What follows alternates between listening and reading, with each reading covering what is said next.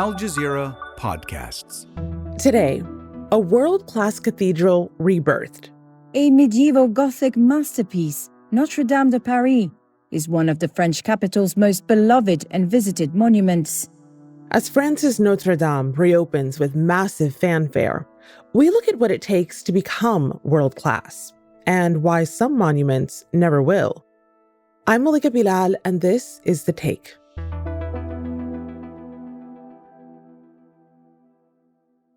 We will rebuild the cathedral even more beautifully, and I want this to be completed within 5 years. Those were French President Emmanuel Macron's words in April 2019, after a massive fire broke out at Notre Dame in Paris. The flames raged for hours, gutting a cathedral at the heart of the Catholic faith and a symbol of France. I think it's a place of refuge in French history, Notre Dame de Paris. It's where we have gathered in joy and sorrow throughout our history. To see it fall like that, and to see it so fragile, it's painful. In the end, it hurts.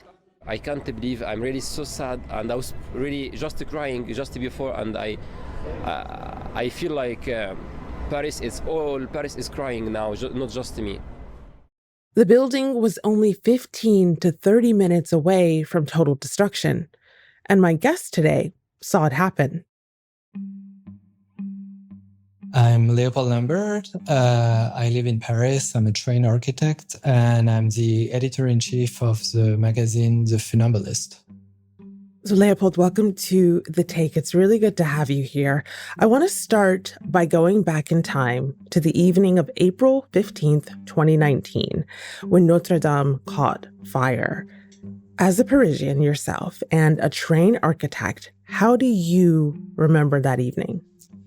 Yeah, I remember I was at the office working. I don't think it was really that late, really, when it started. And I probably have read the news somewhere, like the breaking news, and did something that probably Parisian people should not do, which is to climb up my roof. Those can be very slippery. Anyway, I did so, and indeed, a huge smoke cloud coming out from where, of course, Notre Dame would be. And then went back down, probably did not quite leave the office right away because I have a lot of work with the magazine. But then eventually took my bike along the Seine River, and indeed, the roof of Notre Dame burning. Alongside many Parisians who were also doing the same thing. I feel some people with varied level of emotions, but everybody being quite aware that something very massive was happening. And then I guess I went home. Talk to me about those varied emotions. What were yours? It's a bit ambiguous as a feeling because on the one hand, I am fully aware that we're talking about almost 1,000-year-old building. And it's important to me, but I wouldn't, I certainly would not say that I was in the same kind of emotional state as I am when I see, I don't know, let's say, a French police officer harassing like a young black or a man or something like that, where I feel much more upset in this kind of situation. I feel that the media showed us a bit of a dramatization of this kind of emotion and a sort of instrumentalization of them.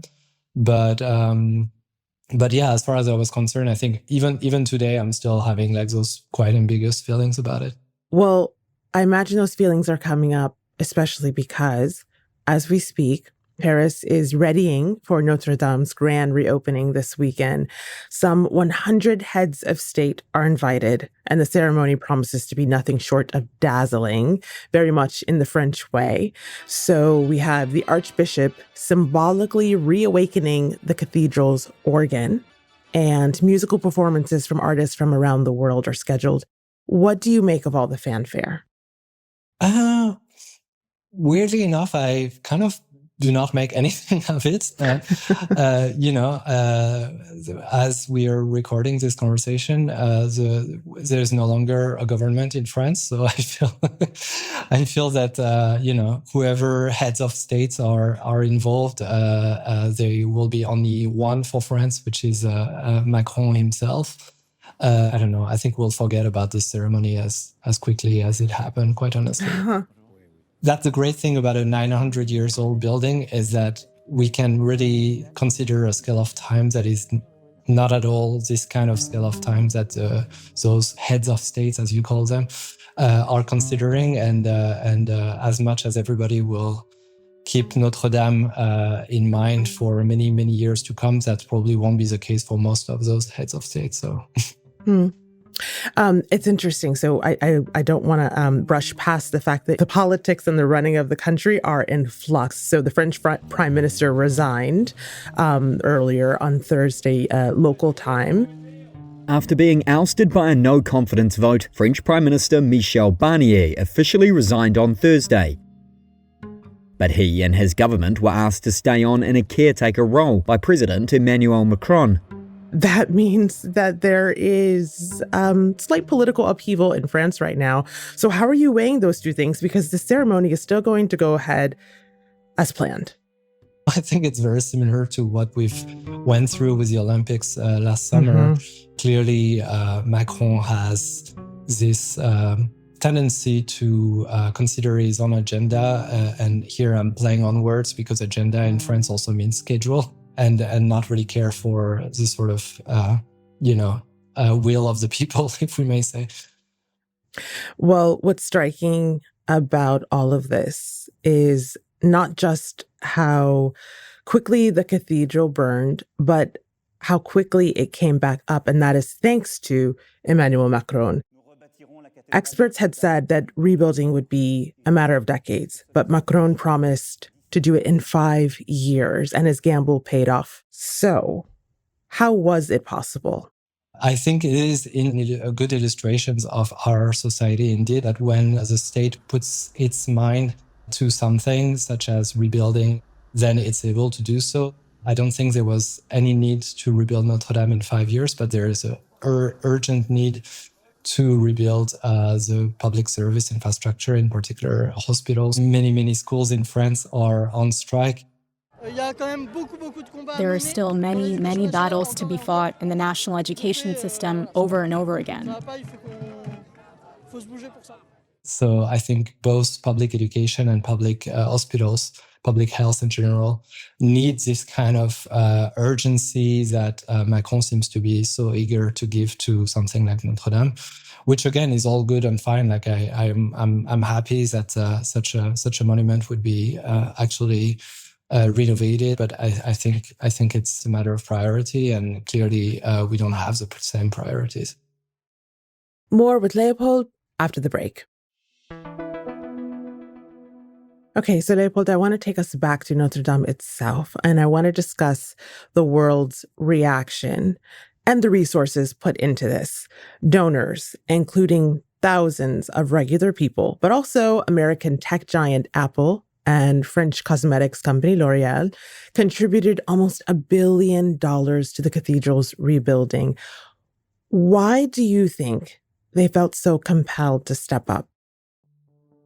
Well, I cannot speak for themselves, of course, but I think there's a lot of ways to look at it, and most of the ways would be very critical of it. But I think that it's they probably the deciders of those companies have probably felt a pretty strong emotion about it. I will give them that. They probably saw that there was also a pretty strong emotion just nationally at the scale of France and internationally, and wanted to perhaps surf on that emotion in ways.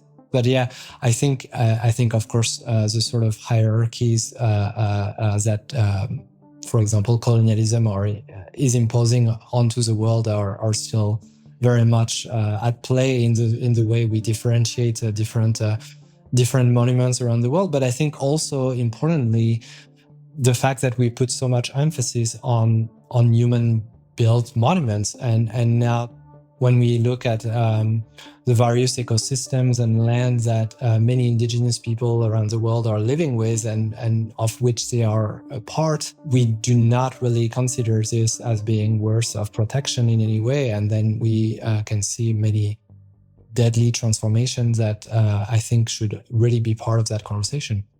I want your take on something because there have been several news reports about this reopening. And I'm picking up on something you said there, which is there are a lot of ways to look at this, and many of them for you are critical. Several reports have come out about this reopening and the amount of money that went into it and the amount of support that it's received from people around the world. And especially on YouTube, under each of those reports, surprisingly for me, was mass support from people who are viewing these reports saying, I'm so happy this is being done. I'm so happy it's been rebuilt and it's in all of its glory, coming back even better. There is a reverence here, and there could be a religious reverence. Some of that might be a religious strain as well. For others, it might be the archaeological and historical nature of it. For you, how do you view people who look at it like that? Yeah, it's interesting. The fact that I was not even expecting that question shows you well how much I do not think of Notre Dame as a religious building. I think my vision of it is as a monument, first and foremost, in the city in which I live, but as such that belongs to anyone who, live in the city, but also just visit it quite clearly. And I'm saying this also because there's been a lot of, in the French media in the last few days, there's been a lot of interviews and all that. And then I can hear in the voices of experts who are interviewed that there is always this very, very odd sort of nationalistic, sometimes even sort of monarchist-leaning accounts on Notre Dame. And in particular, thinking of the fire in relationship to what they consider to be another catastrophe for the monument, which was the French Revolution itself at the end of the 18th century. After cutting the head of the king and the queen, Parisians and French revolutionaries at large also undertook to cut the heads of the kings on the statues of the kings on the forefront of the facade of Notre Dame.